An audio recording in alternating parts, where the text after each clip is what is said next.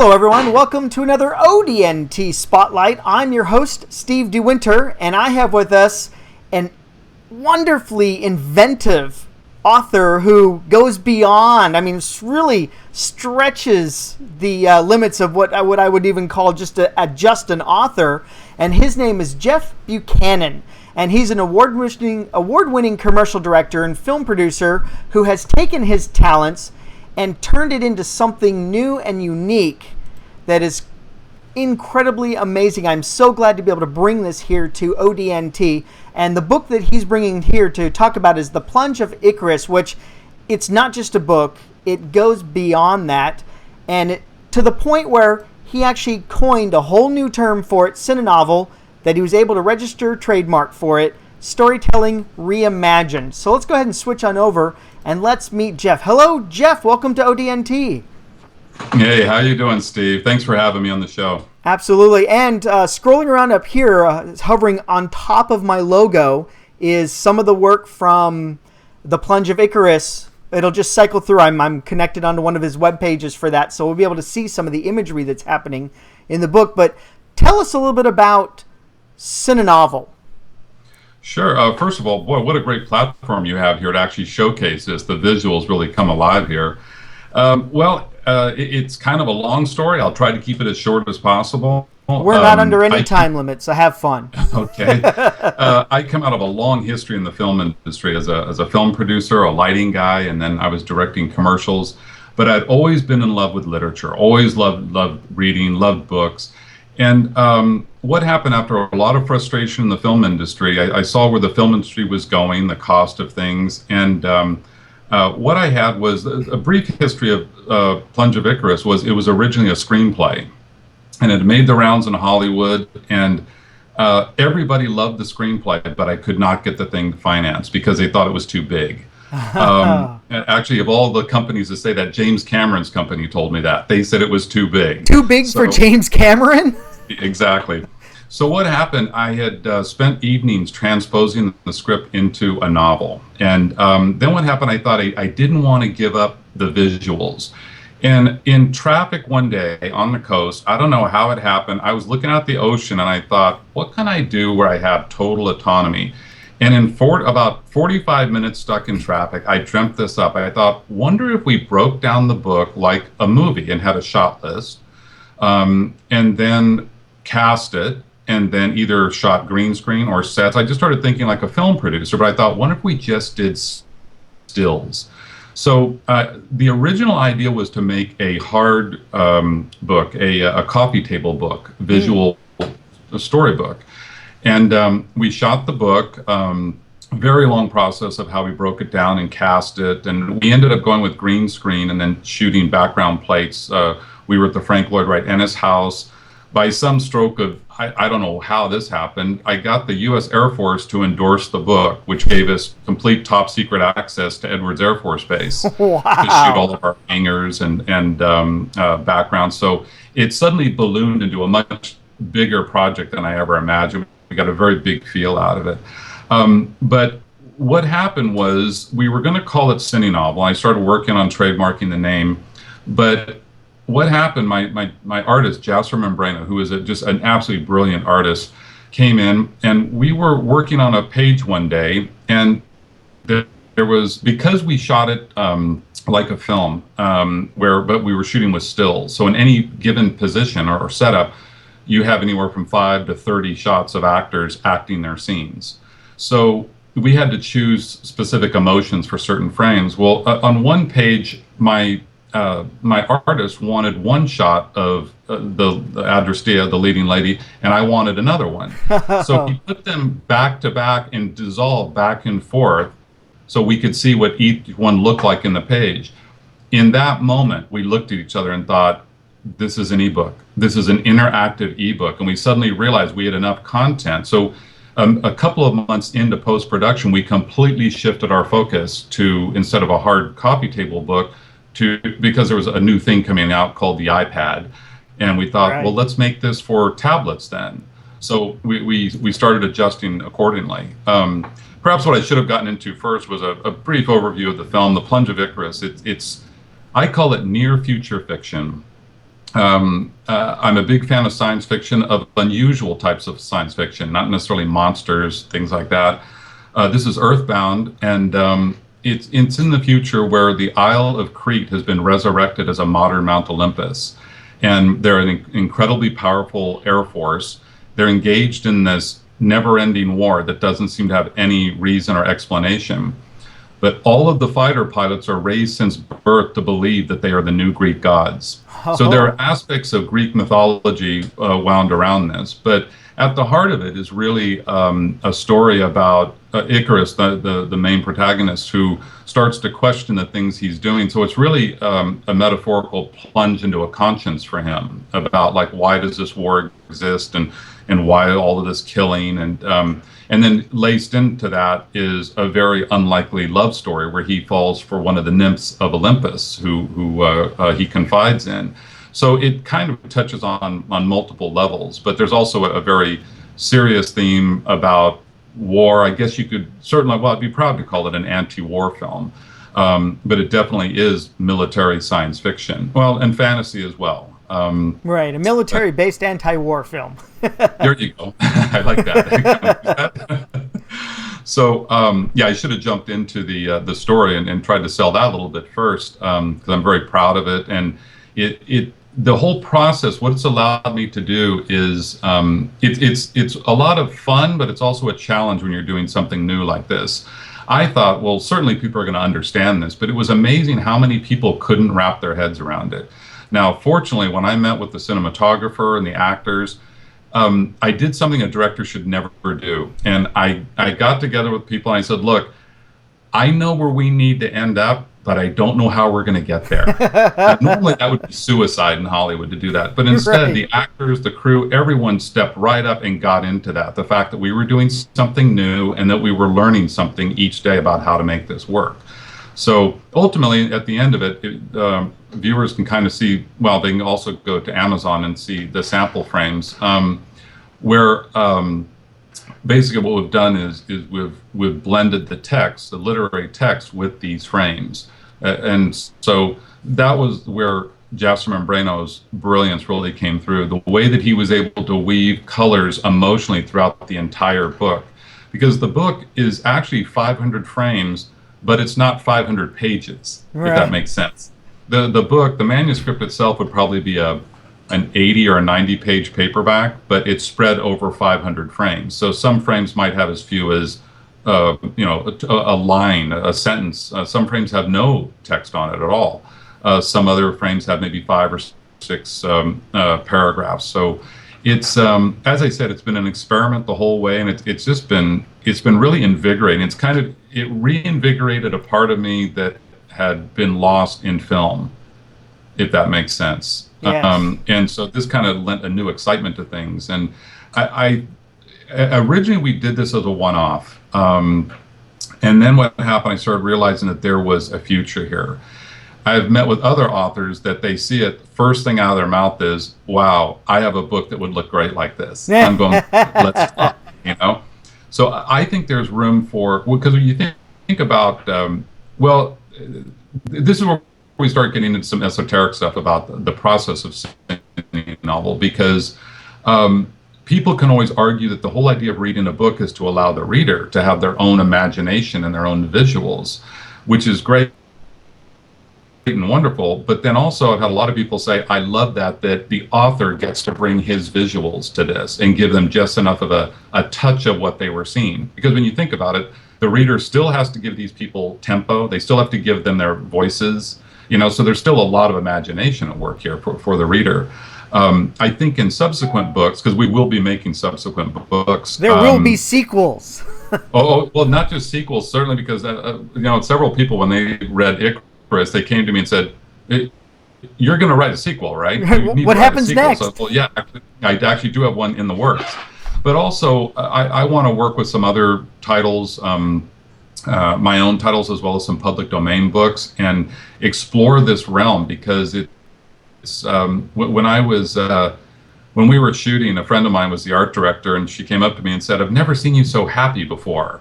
And I said, well, this is great, because it's like making a film, but without any of the pressure. Because yeah, I don't know if you've been around the film industry, but films are laborious things, and they're things that get unwieldy. They just so many people involved and so many compromises.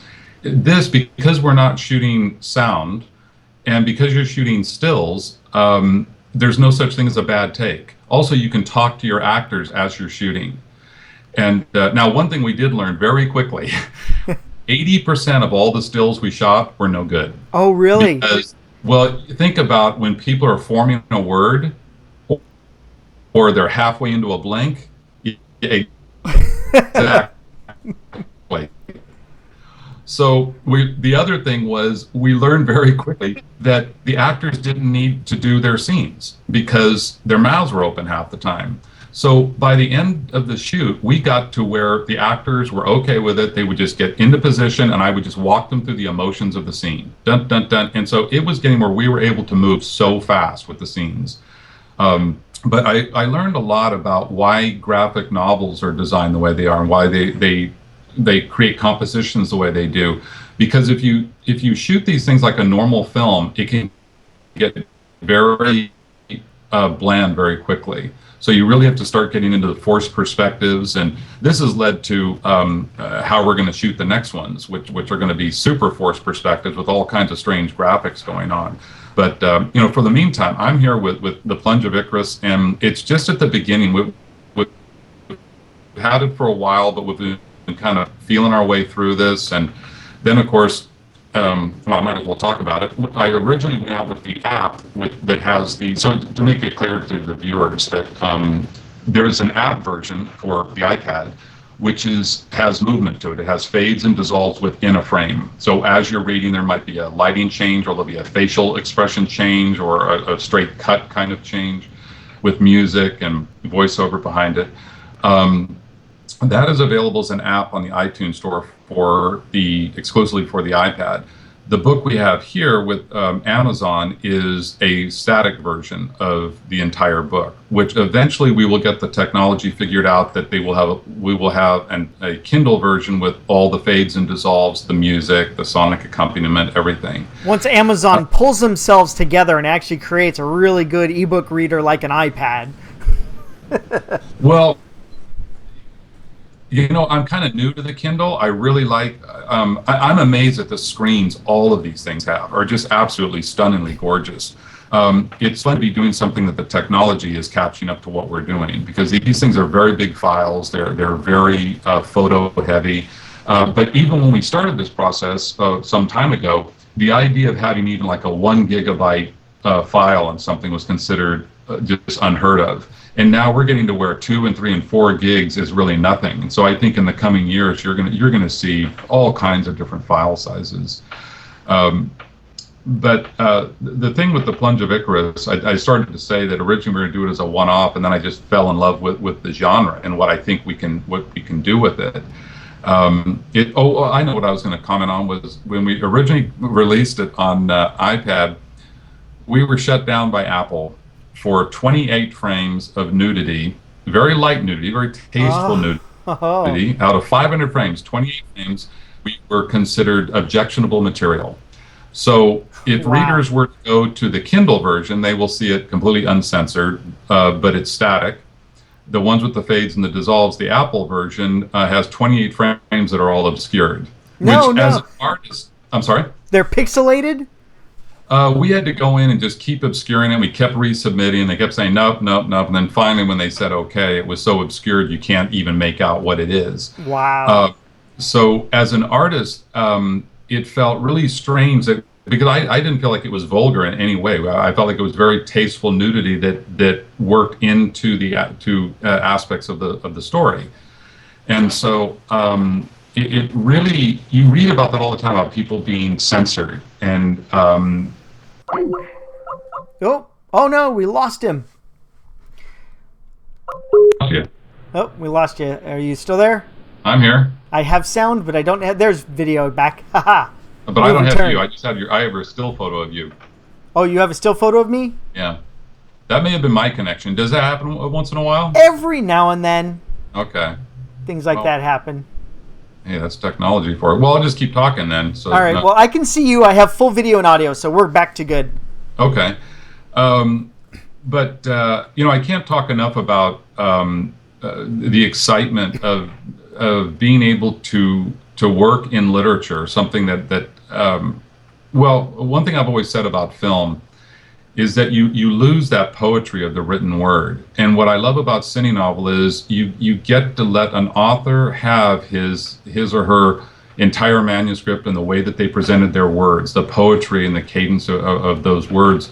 But you also get to add the visuals on top of that. Because that's one thing about film is I've read a lot of scripts that were really beautifully written, their descriptions, but you think, well, these descriptions are never going to be seen by anyone. It's only the dialogue that people are going to hear. Right. So think about being able to, well, some of the books I want to make into cine novels, some public domain pieces. You think about just the beauty, the poetry, of their words, and then being able to add pictures to them. And I think as we evolve this platform, we'll find that some books maybe will work with 40 pages of frames. Others may need more, less, whatever. I think it's just a matter of experimenting. But I've told people that I think ultimately the perfect cine novel would be a project where the manuscript by itself would not make sense if you read it. And the pictures would not make sense if you saw them. But together, they work in concert to tell the story and get that whole storytelling aspect across. To me, that's like the perfect cine novel. Now, how long it's going to take to evolve to get to that, who knows? But You've only just begun. Well, that's what it feels like. And not to take anything away from The Plunge of Icarus, because I feel like we could stop right now and people look at the book and think this is really something. And it is. Well, thank you. It's a lot of fun. The real kick I get out of it is because we shot green screen. All of the actors, by the way, never were in any of those sets that you see them in. They were on an empty stage, and I just walked them through, and we would give them parameters, and then we would work them into the background frames. So it's a lot of fun for me because I'm able to tap into all of the things I learned over the last 20 years in filmmaking, from lighting and working with actors to continuity. But it is such a forgiving format. Now, it's still, I tell people all the time that they take a look at it and they go, wow, this looks really expensive. And I go, well, from a movie, well, from a literary standpoint, yes, it's an expensive undertaking. From a cinematic, from a movie perspective, it's very, very cheap. So it didn't cost $150 million. Exactly. This didn't cost that much. But they aren't cheap to make, and they do take an enormous amount of coordination, because just like a film, we had to go in and I would break down pages and know exactly what we needed to do for that scene. So it was broken down just like a shot list, the way you would do it for a film. So in that regard, I was able to pull on all my training in film. But certainly, as we were putting it together, it took us quite a while, because we ran out of money at one point, and we had to go looking for other money, and then we were idle for a while. But through it all, every day of working on it, it was really fun to be going in every day and not quite knowing what the challenges were going to be, and then learning something that day about how to overcome something. And it's just been a really exciting process. And early on, we realized we had something, so I thought I better trademark the name, and I'm glad I did. We'll start building out this catalog without question. I guess I'm not really sure if I should be. I get so excited talking about the format that I forget to talk about and pitch the book itself. Maybe that's what you helped me do. I don't know. Yeah. So Plunge of Icarus. So definitely for people going out there, they're going to want to check out the iPad version if they have an iPad, or the iPad Mini. I guess probably better on a bigger screen. Either way, it looks really gorgeous either way. And with the app version for the iPad, that has you can turn on or off the voiceover. You can turn on or off. We call it sonic accompaniment, because we realized it would be wrong to create a traditional music score because it would detract from the read. So I had two musicians, Eddie Colleton and Brian Heck, put together what we ended up calling sonic accompaniment, where it's very subtle and it's just these tones behind the scenes that change so slowly you don't even notice it. You'll be reading a chapter and suddenly you realize, well, when did the music change? Like, it's very subtle. Oh, very nice. Well, we realize, imagine, the whole idea of this is trying to find a balance where the read is not interrupted, so they can stay with the read. That's why some people have talked about doing all of these fades and dissolves, or even doing film. And I was saying, but then you're making a movie, and that's not what we're doing. All we're doing is visually augmenting a literary story. That's really what cine novel comes down to. So there's a delicate balance about when are you overwhelming the reader with too many visuals. And so far, I feel like we've found a really good balance with the Plunge of Icarus. As far as one reason I decided to move over to Kindle was because I was amazed at how many, well, and these are the things we find out as we go. Right. Is how many readers of fiction are on Kindle. It's a vast audience, and so I thought, well, we better get onto the Kindle. So the Kindle version is static, but it's still well, I mean, I don't mean to sound self-centered, but it's a gorgeous piece, even as a static. And I'm hoping that within the coming year we will find a way to get all of the technical aspects together, and working for the Kindle, because the fades and the dissolves are really, they add a magical touch to it that in some cases happens so subtly I've had people read it and they'll suddenly realize a frame changed, but they didn't notice when it changed because they were reading the text. So right, it just happened in the background. I'm sorry? It just happened in the background.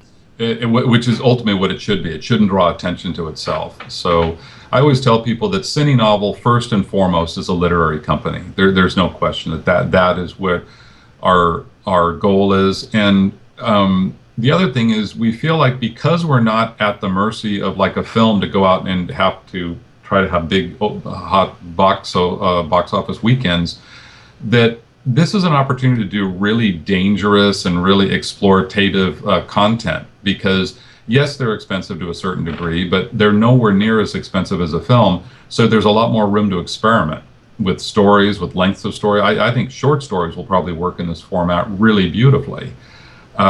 Whereas I think maybe longer books, like I would love to do Don Quixote. Imagine doing Don Quixote like this. Or I've even looked at doing the Bible. Imagine doing the Bible like this. Oh, that would be incredible. But it would be huge. It would be such a huge file. And maybe that's okay, you know. Maybe do a chapter at a time. Something like that. But the advantages to this, you can imagine, well, you're a visual guy. Unlike a film where you have to go in and you're shooting 24 frames a second, or video 30 frames, whatever it is, you can go in, and the beauty of Photoshop, you can have people in a period piece and go ahead and shoot a scene with other people walking around in it and just Photoshop them out. Right. Some of the tricks that we did on our production, if you were to analyze and take apart, and eventually I think someday we'll probably produce a book showing behind the scenes. How we did it. Well, exactly, because people are really intrigued with that. And the way that some frames, there were some frames that were very simple, maybe only had one or two elements in them, and some we probably had as many as 26 layers of things, where everything from barbed wire pieces to sky and clouds and all kinds of stuff. But this is where Jasper Membrano is just such a brilliant artist out of Cal Arts. Just his eye on these things was just phenomenal. And I'll tell you one thing about when I was directing the piece, I didn't know Jasper yet. I met him in post-production. For the first time in my life, all those commercials I had directed and the films I've been involved with, I was always in the editing room looking at the screen going, oh God, why doesn't this look like I wanted this or I wanted that? This was the first time that someone, in this case Jasper, took the elements and said, let me just play with a scene. And when he came back to me and showed me what he had done, I was floored. He had made it look better than my wildest imagination. And for a storyteller, there is no happier place to be than that, where someone comes and ups the ante that much. And he did that on every single frame throughout, and just really played with the color and the tone of things throughout the entire book, the entire 500 frames, where you can only appreciate, I think, almost subconsciously. You don't realize how much those colors and those tones are affecting the way that you're reading and relating to the story. Yeah, but they are there, and it's amazing. We've got the, while you're talking, Mm-hmm. above us, we've got the little scroll going through of all the visual elements. Oh, good. And as you're saying it, I'm checking them out, going, oh wow, yeah, okay, neat. It's thanks. It's I appreciate your enthusiasm about this, because I think I like to believe that there is a generation of readers out there that were raised on television and computers. So I just hope that we can find a niche for ourselves where we are. We basically find that mixture of people that love important stories and well-written stories, but then back them up with visuals. Because I'm a very visual person, and in fact, a lady friend of mine was reading the book, and she turned to me and said, "If you had told me about this book, I wouldn't have thought I'd be interested in reading it." But she said once you get into it and start reading it, she was astonished at how it all blended together, and she really enjoyed the process of having those frames carry through and carry the story. So that was promising. And then, of course, young people look at it and it just kind of seems to make sense to them. So, whether other people are doing this type of thing, I don't know. I haven't, in all the time we've been doing this, I search the internet constantly, and I haven't seen anything like this yet, but I'm sure people will probably start to experiment with it. It just stands to reason, I would think. And I'm hoping that one reason we trademarked this was we're hoping to be kind of the leader in this, and to certainly have a focus on intellect and really breaking some new ground as far as how we shoot things and how we present things. It's a wide open canvas right now, and it's really exciting. And to have kind of halfway stumbled onto it and halfway kind of massaged it is kind of interesting. But obviously, this first book, The Plunge of Icarus, means a lot to us because it's it is an entity unto itself, but it is without question a proof of concept, and we learned a great deal with it. But I should probably be trying to sell the story more. But but also people can go and look at either iTunes or Amazon. Look it up and see I think on Amazon there's probably 2 chapters, I think, that you can. Yeah, there's quite a good, healthy amount of preview for the Kindle, and even just it being static and no music and none of the sonic scape that you mentioned. It was still it blew me away with the visuals and how it plays in, and it's so amazing. Well, thank you for that. I mean, people, I maybe they can understand that when you worked on something so hard and for so long, just to hear your enthusiasm about it, it just it warms my soul, because it's like, wow, okay, we did this. Because for many months, Jasper and I were just working alone in a little office in LA putting these frames together. And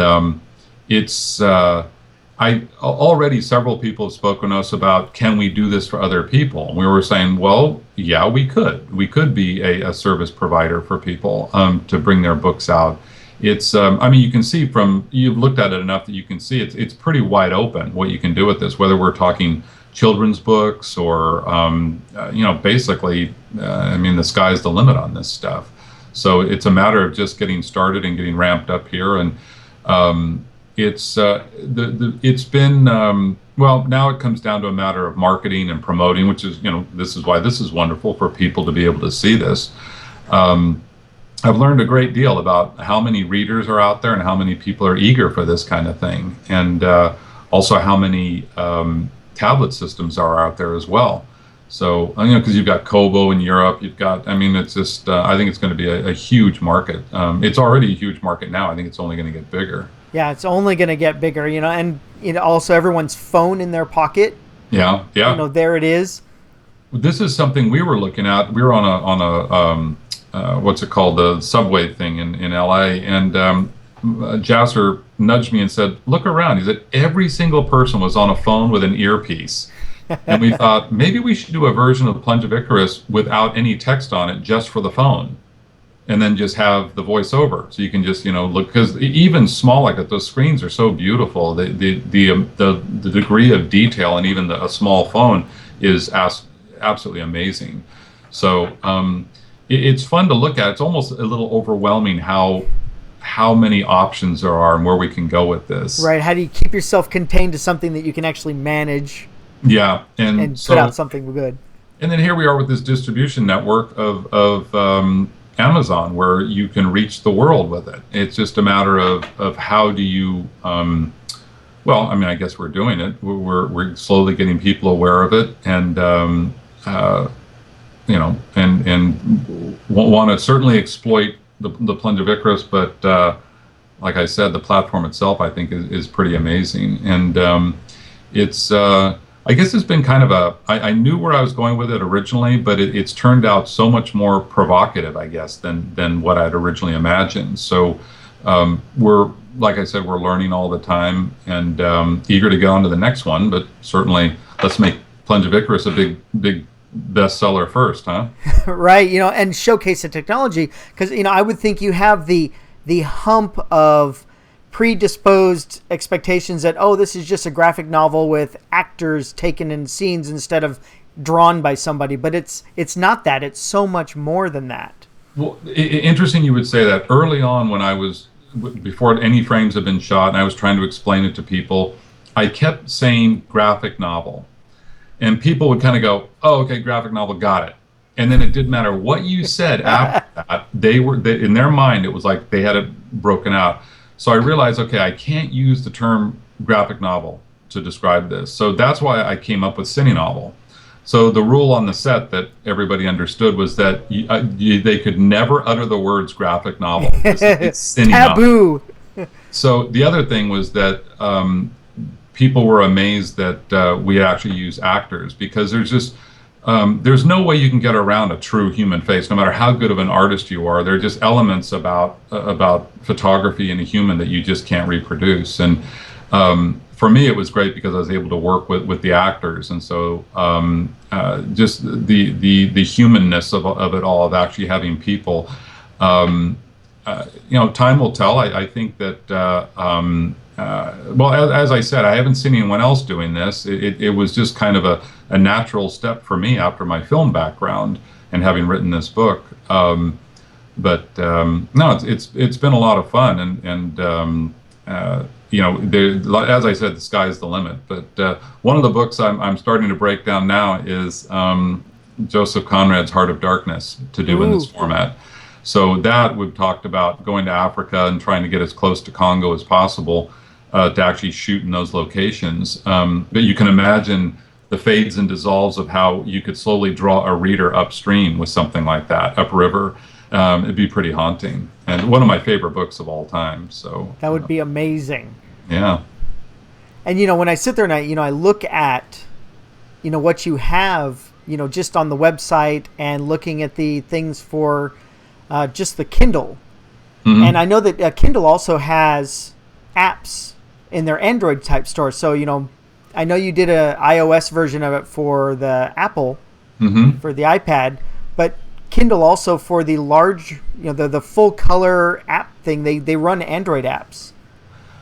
Okay, I didn't know that. Yeah, so you might be able to get it transitioned over much sooner than you hoped. Okay, God, that would be wonderful, because I would love people to see it in its full splendor with the fades and the dissolves and the music and the voiceover, because it really is really enhances the experience. But in the meantime, as I said, we put a lower price obviously on the static one, so that obviously the full boat one is going to be a little more. It's going to be a bigger file, and so it's a little bit more expensive. But as I said, we stand by the static one as well. I'm really proud of it. It's really, actually, it might be a lot of fun for people to see both. Yeah, definitely. It's definitely one that's on my list to check out. I'm like, oh boy, this is so good. And well, that's great. When I look at it, and it's cinenovel is the perfect term for it, because it's a cinematic novelization. It's one of this big epic story not coming to a theater near you. Okay, that's another one I'm going to grab from you. That's great. Not coming to a theater near you. Boy, I like that. Okay. Well, I got to make sure I get you a copy of both versions so you can see them in their full splendor. That'd be nice. I have an iPad. Yeah. Oh, okay, good. Do you have a Kindle as well? I do have a Kindle as well. Okay, I figured. But my Kindle is a Kindle Paperwhite. I don't have the full color Kindle. Oh, okay. We actually put this on an old Kindle. It was black and white, and I got to tell you, it looked pretty cool, black and white. Yeah, these their black and whites are still a very high resolution, so the images come across great, and their contrast levels are really good as well. Yeah, and by the way, your readers will get a kick out of it if they ever see what the frames that Apple was so up in arms about. The controversy it's no controversy. It's not like when they see the frames, they're going to go, that's what Apple was upset about? That's what making them upset? Yeah, it was not in bad taste at all. I see more than that walking through a museum. Well, this was the thing during that period when we were being shut down by Apple and having to rework it. I had to go to Germany on business, and I come up out of a subway, and there's a huge poster in the street on the side of a building of 5 naked models. It was an ad for stockings. And I thought, wow, look at that, the cultural difference of that this is on the streets with little kids walking by, nobody thought about it. And I said, this is much more revealing than what we did with those 28 frames. Yes, welcome to the Puritan background of the American machine. There you go. It was interesting because the censorship aspect of it, I was actually asked by a blog site to write a blog about censorship, that in my opinion, the fact that Apple was selling all of these violent video games, it was like, well, why didn't they extend the same kind of censorship to other aspects? I mean, it goes on and on. It's a very vague kind of argument to have. But anyway, I mean, it's nice that it's in full, fully restored frames on the Kindle. So that's really nice. I'm really happy about that. But I'm gonna have to look. So I've learned something. So Kindle has something coming out that'll be on par with the app, huh? Well, they already, the Kindles that are not the black and white version, but they're full color ones, actually run Android apps, and so they have their Amazon App Store. Wow. All right. So people play Angry Birds on the Kindle, but not the book reading black and white Kindle, the full color Kindle. Okay. All right. Well, thank you for that. Yeah, of course. That's what we're here for. We're here to make sure that you get successful and more people have the opportunity to see the Plunge of Icarus, which is an inaugural brand new thing. And I think that's what Apple was having trouble with. They didn't know how to classify this. That's very true. If it was a video game, they probably wouldn't have had a problem with it. But it's a book, but it's more than just text. There's pictures. So now is it... And I'm sure that they sat around going, it's pornography, rah! Who knows? Who knows? Naked people, that's pornography. No, it's not. Not always. Then is it a book review or is it a film review?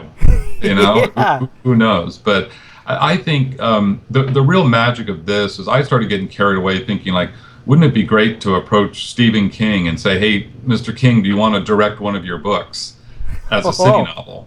Because the thing about making movies, I used to work with a lot of first-time directors when I was an assistant director, and films are really complex things. And the reality is a cine novel is very complex in its own way, but it's a whole lot simpler. And I would love to be able to work with people and help authors, because this is a case where an author could actually bring their vision to being with the right producer and the right team, obviously. But in other words, I would never dream of taking an author and throwing them in the director's chair for a film. That's akin to murder almost. People have this romantic notion about what directing films is all about, and action. No, they are very complicated, difficult things to get through.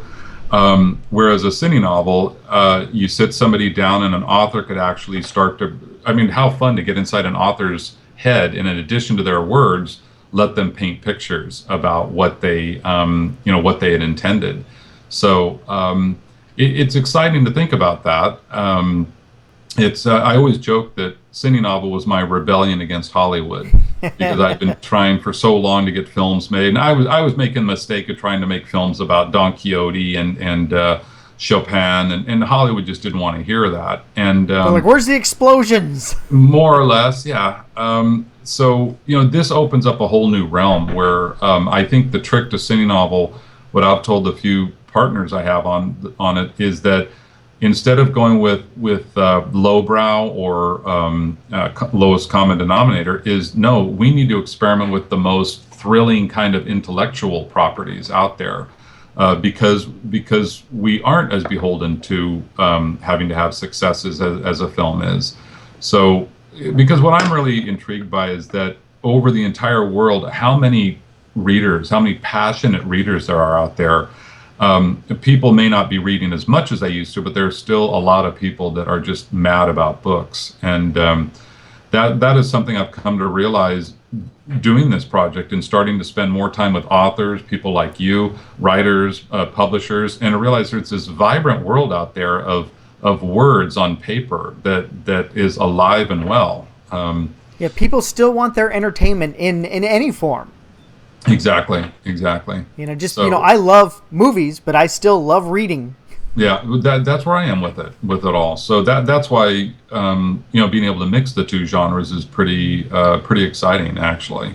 So yeah, I'm looking forward to what's next. But in the meantime, the Plunge of Icarus out there, and I don't know if we do the pitch here, and I say it's available on Amazon. Well, there we go. So I will take over for you here. I have, Okay. For those of you who are watching this embedded in another website, click the little button over there that says watch on YouTube. I have in the description, I have the link to Plunge of Icarus for Kindle, as well as I have the website for the Plunge of Icarus, as well as the Facebook and a YouTube link that goes to the little 28-second book trailer or Cine-Novel trailer, we'll call it.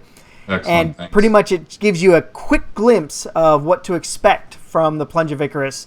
And it's definitely something to check out. And I urge everyone to thunder over to Amazon.com, follow the link here, and go check out the preview sample. And that's just going to make you go, well, now I got to go get myself an iPad so that I can see the full vision of Jeff Buchanan. Wow, well done. Thank you, my friend. So before we wrap up this interview, is there anything else that you would, I know you've said a lot and we'll probably launch on another half-hour thing here, but is there anything for the people who are watching or potential reader, more viewers of The Plunge of Icarus, anything you'd like for them to know? Well, I don't want to give too much away because The Plunge of Icarus came out of a science article I read many years ago, which some scientists were together in Norway trying to get the press's attention about some things that were happening on Earth about our vital resources. And some of the things that were said in that article about these scientists warning about what all of the wars of the future are going to be fought over. And I remember thinking, wow, what a great idea, a basis for well, at the time, a film, and now it's turned into a cine novel. But I like to think that there's certainly a fantasy element to this, but there's also, the story is very much grounded in humanity, because it's about this man's plunge into a conscience. But it also is very pertinent about some elements that are going on in the world today. So I can't say too much more. I don't want to give away, what the story is all about. The whole plot. Well, the other thing that probably one of the strangest things that's come out of this is how many women have read it and have come to me and said, this is not science fiction. This is a really compelling human story that also turns into a love story. And it was really interesting to hear women say that that's what was drawing them into the story. And I had always perceived it. So as a writer, you do these things and you think, well, this is what it's about. And then you find out later, other people are taking other very different things away from it, well, which is flattering because it means that we're touching on emotion, and that's what our job is. But the story itself, I'm very proud of the way it's written and how it unfolds. I don't know what else I can say about that. It's certainly, it's a surrealistic piece, but it's also very much grounded in reality, and it's very human. And I guess that's probably I'm not probably not doing it justice. Maybe I have to get a pitch together for it, but also people can read the synopsis there on either one of those sites and you know, make a decision from that. But Excellent. And you touched on a very important distinction between a movie and a book. When we watch a movie, we see somebody else's version of a story, and we are just passive watchers of a movie. We may read a few things into it here and there, but when we read a book, the reader actually helps tell that story based upon what they have in their background, because the author is only giving partial information and leaving it up to the reader to finish that puzzle and build the complete story. And so you have the benefit. So when you had some of these people come to you going, oh, well, this is what I saw in The Plunge of Icarus. It's because of the text, we are hardwired to add to the story that we read. And so you get that benefit so that you're able to, you know, what you created is amazing beyond words to describe it. It's indescribable so far. You know, 100 years from now, they'll be like, oh yeah, everybody makes those. But you've broken new ground, and you've not just stretched the envelope, you pushed the envelope, you've ripped through it and kept going. Well, as I was going to say, that's all very flattering. I don't really know where to look. It's like I'm going, wow. It's like someone singing "Happy Birthday" to me. I'm going, oh, where do I look? That's so, you know. Thank you for saying that. That's very, very kind. I love your enthusiasm about it, because it kind of proves us out about what we were doing with it all. Because you can imagine there were times. Well, actually, you know, I never really questioned it, but there certainly were times I was looking at the screen. We were creating things, going, God, are people gonna accept this? Is anyone going to get it? Yeah. And now, I mean, we've been out for a little while, but we really haven't done a big media push yet. And that's something I'm trying to work on now. But also, I've learned with these things, you just kind of let it grow. It kind of, one wonderful thing about the reading world is they want to discover things on their own. They don't want to be told about something or advertised about something. They want to hear it from friends about, you got to read this book. So I'm learning the fine art of patience now. And, yes. You know, because this is going to be a book, it's going to have the same value in 4 years that it has right now. And it's the whole idea now is to, I've been asked by a number of people about, well, you're going to do a sequel to Icarus, aren't you? Because it does end in a strange way, that it begs a sequel. And there actually is a sequel slowly starting to take shape called The Rise of Icarus.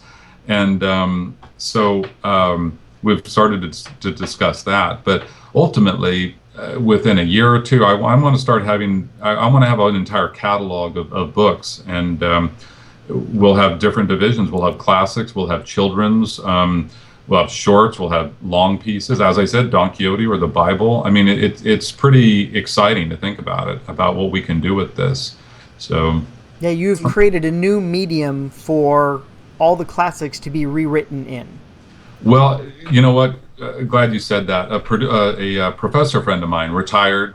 When I showed him what I had, and he basically started flipping through it, and he kind of got a handle on it. I said, now imagine Heart of Darkness done like this. He just about flipped. He used to teach Heart of Darkness, and he said, what a wonderful way to introduce new generations to the classics. So I was thinking, wow, if I could ever do that because when you think about it, the whole idea is that you're preserving the author's original words. Because at one point I had someone say, oh, couldn't you edit this or that? And I said, no. The whole point is to have the integrity to let the original manuscript live in the way the author wrote it. All we're doing is augmenting. But I thought about, doing Huckleberry Finn or The Red Badge of Courage like this, because I love all of those books. And the idea of even messing with any of those authors' words is just that's just forbidden as far as I'm concerned. But can't fix perfection, but we can sure add to it. So, but to be able to sculpt some frames around those classics is really a thrilling thing. So, this is just the beginning of it, and that's why I appreciate the time you've taken with it, and the fact that you really get it and really saw what the potential is here, and that you like this first book as a standalone too. Yeah, so. And I'm glad to be able to be here, and that it seems like everything in your life and everything out in the universe just converged so that you could do the Plunge of Icarus how you've done it. And I feel the same way, where everything is converged to where here I am right here, at what is pretty close to the beginning of the Cinenovel revolution. Well, let's make a pact then that when we get the second one done, we'll come back to you and we'll do another piece like this. Absolutely. And any other book that you end up doing, I would love to have you back on the show to promote that, because I'm only going to keep growing my channel, getting bigger and better and more things. My ultimate goal is to be the Oprah of YouTube, where anyone who comes on my show, it moves the needle for them. Well, you know what? I'd like to help you with that. So let's definitely keep this alive then. Absolutely. So, hey, thank you very much, Jeff, for coming on the show. Thank you so much. And thanks for don't having hang up just yet. We'll chat for a Okay. couple more minutes afterwards, but I'm going to go ahead and switch on over. Okay. So, again, you that so much. was Jeff Buchanan, and he is the inventor of the new Cinenovel, Storytelling Reimagined, and starting with his book, The Plunge of Icarus. And again, I have the link for the Kindle version down below, and definitely check out the preview of that. And if anybody watching this has an iPad, I highly suggest checking out the app for it, where you get the full audio, sonic sound and everything, and some voiceover and the transitions of the actors, so that for the emotion that they're doing. This is just blowing me away. I'm so glad that I was able to be here to introduce this to the viewers here at ODNT. So once again, I am Steve DeWinter, your host for ODNT Spotlight. We just got done having a great chat with Jeff Buchanan and about the Plunge of Icarus, and definitely check that out. Thank you very much for watching. Thanks to all our subscribers. And if you want to join the ODN team, go ahead and click subscribe now. And we have many more actors, authors, artists, musicians. Anybody who will come on my show, I have them on my show. We're here for you. Have a great night. Bye.